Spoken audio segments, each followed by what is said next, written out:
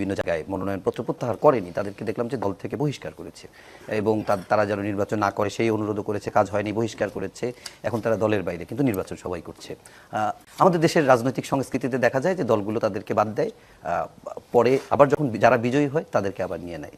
আপনার কাছে কি মনে হয় সেই সংস্কৃতি থেকে কি বের হতে পারবে? কেননা অনেকেই যারা বিএনপির সঙ্গে শরিক দল আছে তারা এই আতঙ্ক বা আশঙ্কায় আছে। এখন ধরেন বিএনপির বা বড় দলগুলোতে প্রত্যেকটা আসনে তাদের নির্বাচনে প্রার্থী হওয়ার মতো যোগ্য প্রার্থী নেতার সংখ্যা 2-3 থেকে 10-12 পর্যন্ত আছে। এরকম নেতা বিএনপিতে এবং এককালে আওয়ামী লীগেও ছিল।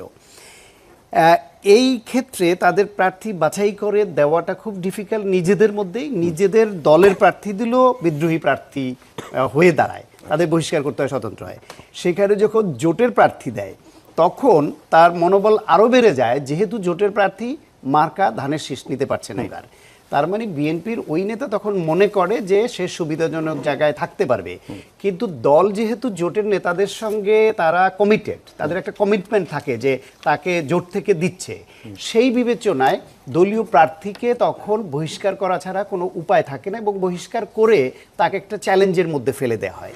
যখন বহিষ্কার করলো তখন সে কিন্তু জিয়াউর রহমানের ছবিও ব্যবহার করতে পারছে না, ম্যাডাম খালেদা জিয়া বা তারেক রহমানের ছবি ব্যবহার করতে পারছে না, ধানের শীষ প্রতীকও নিতে পারছে না। তার মানে সে তার ব্যক্তি ইমেজে, ব্যক্তিগত ক্যারিশমা এবং তার ব্যক্তিগত রাজনৈতিক ক্ষমতা বলে সে জনগণের ভোট নিয়ে নির্বাচিত হয়ে আসতে পারে কিনা এরকম একটা চ্যালেঞ্জের মুখে পড়ে যায়।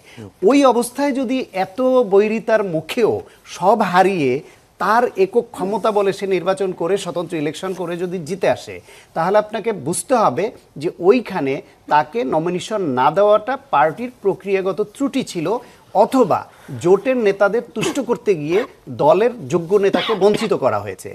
ওই নেতা যদি আগে থেকে দীর্ঘদিন ধরে ওই দল করে আসাই হয়, তখন যদি দল রিয়েলাইজ করে যে না, সে তো প্রমাণ দিয়েছে যে সে ওইখানে আসলে যোগ্য নেতা ছিল, তার উপর দল অন্যায় করেছে জোটের প্রতি সহানুভূতি দেখাতে গিয়ে, তখন যদি তাকে দল নেয় নতুন করে, সেটাও খুব দর্শনীয়, কারণ জনগণ তো প্রমাণ করেছে সেখানে যোগ্য এবং জনপ্রিয় নেতা।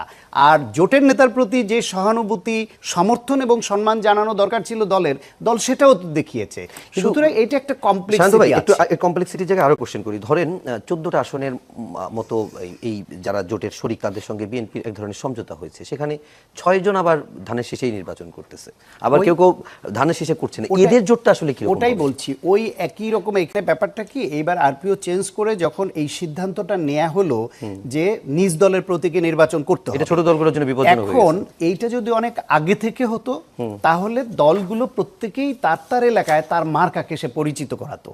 যেহেতু আগে থেকে একটা ট্রেন্ড ছিল এবং সবাই মানসিকভাবে এরকম প্রস্তুতি ছিল, সে এই জোটে যাওয়ার সম্ভাবনা আছে এবং সে এই জোটে গেলে জোটের মূল দলের মার্কাটা সে নিবে। এইটা হঠাৎ করে একটা চেঞ্জ হওয়াতে সে দেখছে তার দলের মার্কা জনগণের কাছে ওইভাবে সে পরিচিত করায়নি আগে থেকে। 1, 2 হলো কিছু কিছু দলের, বড় দলগুলোর মার্কা আছে, তাদের কিছু ভোটাররা, কর্মী সমর্থকরা ওই মার্কার বাইরে সিল মারতে গেলে তাদের বুক কাঁপে, তাদের মুখে স্লোগান অন্য মার্কার আসে না। এরকম সংখ্যা কিন্তু বড় দলগুলোতে বা অনেক, আপনি দাঁড়িপাল্লার আছে, ধানের শীষের আছে, নৌকার ছিল এক সময় বা আছে। ফলে ইভেন আপনি যতই পচে যাক, যতই স্বৈরাচারী বলেন, লাঙ্গলের মার্কার বাইরে ভোট দিতে চান এরকম ক্ষুদ্র সংখ্যক হইলে তো আছে। আপনার ইসলামী আন্দোলন বাংলাদেশ, ওদের মার্কার বাইরে তাদের অনেকে ভোট দিতে চায় না, এরকম তো আছে। সেই বিবেচনায় বিএনপি যেহেতু বড় দল, সেই দলের অনেক সংখ্যক নেতা কর্মী যদি ধানের শীষ থাকে, তারা দলের নেতা না হইলেও জোটের হলেও যখন ধানের শীষ মার্কাটা পেত তাহলে তার পক্ষে কাজ করত। কিন্তু এইবার সেটা সুযোগ নাই বলে এই জোটের নেতারা মনে করছেন যে আমি যদি এখানে জোট থেকে আমাকে বিএনপি ছাড়ও দেয়, ওইখানে বিএনপির কেউ যদি বিদ্রোহী হয় বা এরকম দলের সমর্থন আমি ওইভাবে না পাই, তাহলে আমার জয়ী হয়ে আসা কঠিন হবে। তখন সে টাকা খরচ করলো, কষ্ট করলো, ঝুঁকি নিল, কিন্তু এমপি হতে পারলো না।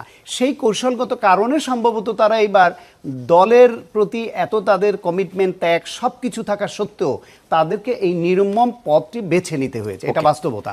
এবং এই দলগুলোতে এই ঝুঁকিতে ফেলেছে নির্বাচন কমিশন। এই অল্প সময়ের মধ্যে আরপিও চেঞ্জ করে তাদের মার্কা দিয়ে ঝুঁকিতে ফেলানোটা ঠিক হয়।